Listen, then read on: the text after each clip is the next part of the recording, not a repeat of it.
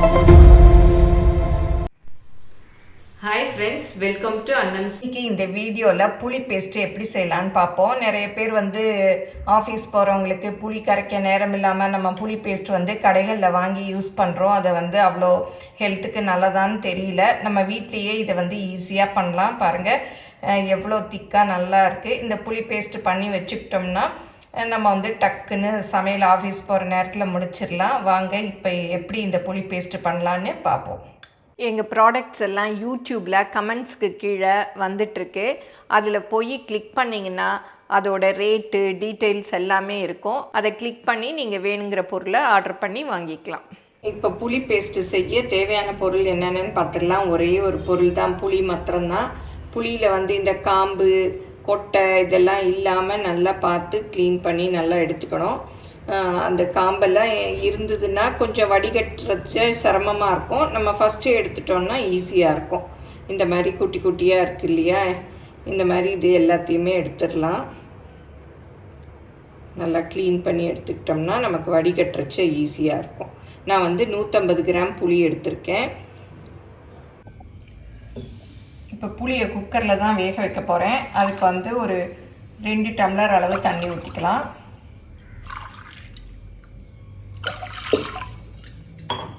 நல்லா 4-5 விசில் விட்டுறணும். அப்போ தான் நமக்கு கரைக்கிறதுக்கு ஈஸியாக இருக்கும். நல்லா இந்த மாதிரி பிச்சு பிச்சு போட்டுருங்க.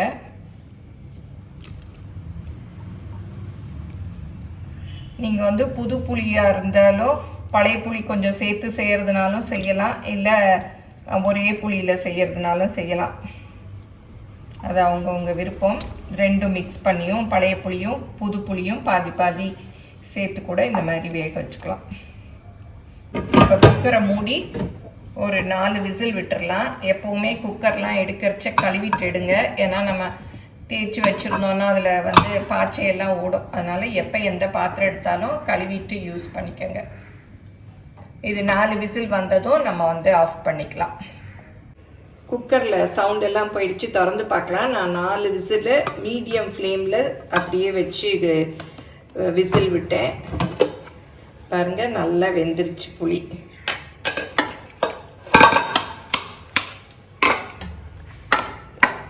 கொஞ்சம் அப்படியே இந்த மாதிரி கரண்டியால் மசிச்சு விட்டுருங்க.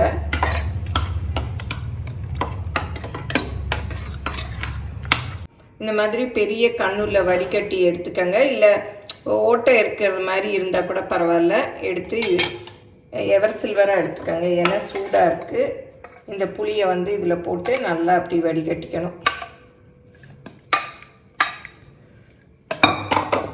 இதில் அப்படியே தேய்ச்சி விட்டு அப்படியே இறங்கிடும்.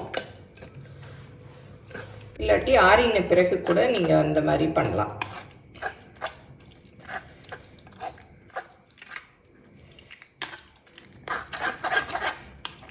இப்போ இதில் இன்னும் ஒரு டம்ளர் தண்ணி ஊற்றி நல்லா இது பண்ணிக்கலாம். ஏன்னா ரொம்ப திக்காக இருக்குது.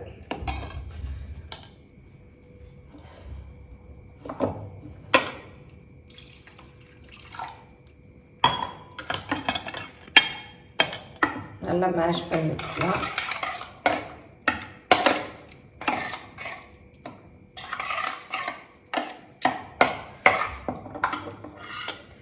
இதை திரும்பவும் வடிகட்டிக்கலாம். நல்லா அப்படியே தேய்ச்சி விட்டிங்கன்னா அந்த இது திக்காக இறங்கும். கொஞ்சம் ஆறிடுச்சுன்னா நீங்கள் கையில் கூட எடுத்து பிழிஞ்சு விட்டுக்கலாம். இப்போ நல்லா வெது வெதுன்னு வந்துருச்சு. நான் கையிலே பண்ணுறேன் பாருங்கள். நல்லா கையில் இப்படி எடுத்து நல்லா பிழிஞ்சு விட்டுடலாம்.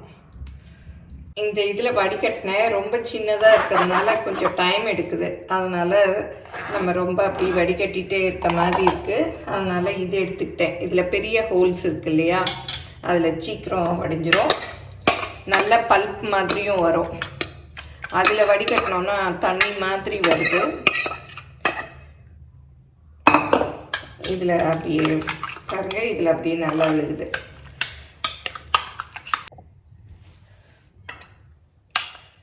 இப்போ வடிகட்டினதெல்லாம் இந்த குக்கரில் ஊற்றிக்கலாம்.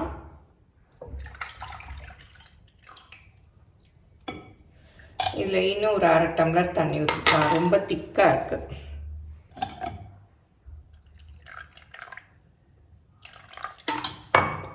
இப்போ நல்லா ஆறிடுச்சு. இதை வந்து கையிலே எடுத்து அப்படியே நல்லா புழிஞ்சு விட்டுறலாம்.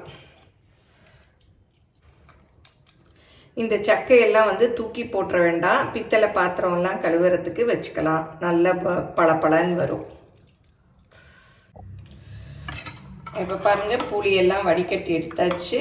இந்த மாதிரி திக்காக இருக்குது. நீங்கள் உடனே வந்து யூஸ் பண்ணிடுவீங்க அப்படின்னா இந்த மாதிரியே அப்படியே எடுத்து ஃப்ரிட்ஜில் ஒரு பாட்டிலில் ஊற்றி வச்சுக்கலாம். ஒரு வாரத்தில் யூஸ் பண்ணிடுவீங்கன்னா. இல்லை ரொம்ப நாளைக்கு வச்சுக்குவீங்கன்னா இதை வந்து அடுப்பில் வச்சு கொதிக்க வைக்கணும். பாருங்கள், இதுதான் சக்கை. நான் சொன்னேன் இல்லையா, இதை வந்து பித்தளை பாத்திரம், வெங்கல பாத்திரமெல்லாம் வந்து தேய்ச்சி விளக்கலாம். இப்போ இதை அடுப்பில் வச்சு கொதிக்க வச்சுக்கலாம். இப்போ அடுப்பில் வச்சாச்சு. மீடியம் ஃப்ளேமில் வச்சு அப்படியே கொதிக்க வச்சிடலாம். நல்லா 10 நிமிஷம் கொதிக்க விட்டுட்டேன். பாருங்கள், இந்த அளவு திக்காக இருக்கணும். இன்னும் நம்ம இறக்கி ஆற வச்சோன்னா இன்னும் திக்காகிடும். போதும், அடுப்பை ஆஃப் பண்ணிடலாம்.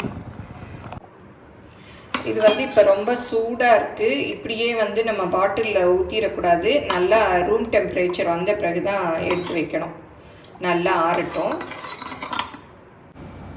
நீங்களும் சுவையாக சமைக்கணுமா? எங்கள் மசாலா பொடிகளை யூஸ் பண்ணி பாருங்கள். அதெல்லாம் வாங்கணுன்னா ஸ்க்ரீனில் வர்ற வெப்சைட்டுக்கும் வாட்ஸ்அப் நம்பருக்கும் போய் ஆர்டர் பண்ணிங்கன்னா நீங்கள் வேணுங்கிறத வாங்கிக்கலாம்.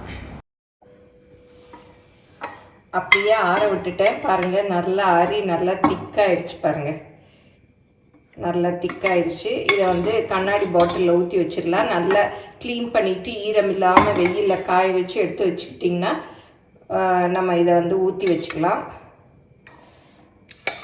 பாருங்கள், எவ்வளோ திக்காக இருக்குது. மிச்சம் இருந்தது இல்லையா அந்த புளி, அதில் கொஞ்சம் வெந்நீர் ஊற்றினேன். ஊற்றி நல்லா புளிஞ்சு எடுத்தேன். பாருங்கள், இவ்வளோ ஜூஸ் வந்திருக்கு. இதை வந்து நம்ம இப்போ வைக்கிறோம் இல்லையா, அந்த சாம்பார் ரசத்துக்கெல்லாம் யூஸ் பண்ணிக்கலாம். வேஸ்ட் பண்ண வேணாம். பாருங்கள், அதுவுமே திக்காக இருக்குது. நல்லா சுட வச்சு இது கொதிக்க கொதிக்க தண்ணி ஊற்றினேன். இவ்வளோ ஜூஸ் வந்திருக்கு. பாருங்கள், புளி பேஸ்ட்டு ரெடி ஆகிடுச்சு. இதை எப்படி யூஸ் பண்ணுறதுன்னு பார்க்கணும். சாம்பார்னால் நீங்கள் ஒரு ஸ்பூன், சின்ன ஸ்பூனில் ஒரு ஸ்பூன் போட்டுக்கலாம். புளிக்குழம்புனா 2 ஸ்பூன் போட்டுக்கலாம். நீங்கள் போட்டு பார்த்துட்டு கூட பத்தலைன்னா இன்னும் கூட கொஞ்சம் போட்டுக்கலாம். ஏன்னா இது நல்லா திக்காக இருக்கிறதுனால இந்த மாதிரி யூஸ் பண்ணிக்கலாம். வீட்டில் இருக்கவங்க ஊற வச்சு புளியை ஊற வச்சு யூஸ் பண்ணிக்கலாம். இப்போ ஆஃபீஸ் போகிறோம், காலையில் நேரத்தில் அவசரத்தில் பிள்ளைங்களுக்கு ஸ்கூலுக்கு அனுப்புறச்ச நேரம் இல்லைங்கிறவங்க இந்த மாதிரி செஞ்சு வச்சுக்கலாம். நான் சொன்னபடி கொஞ்சமாக செஞ்சிங்கன்னா ஒரு வாரத்துக்கு யூஸ் பண்ணிக்கலாம். நிறையா செஞ்சிங்கன்னா நல்லா கொதிக்க வச்சு இந்த மாதிரி பாட்டிலில் வச்சு ஃப்ரிட்ஜில் வச்சுக்கிட்டிங்கன்னா ஒரு 2 மாதம் வரைக்கும் நம்ம வந்து இந்த புளி பேஸ்ட்டை யூஸ் பண்ணலாம். எல்லோரும் செஞ்சு பாருங்கள். எப்படி வந்ததுன்னு உங்கள் கமெண்ட்ஸை சொல்லுங்கள். பிடிச்சிருந்தால் லைக் பண்ணுங்கள்.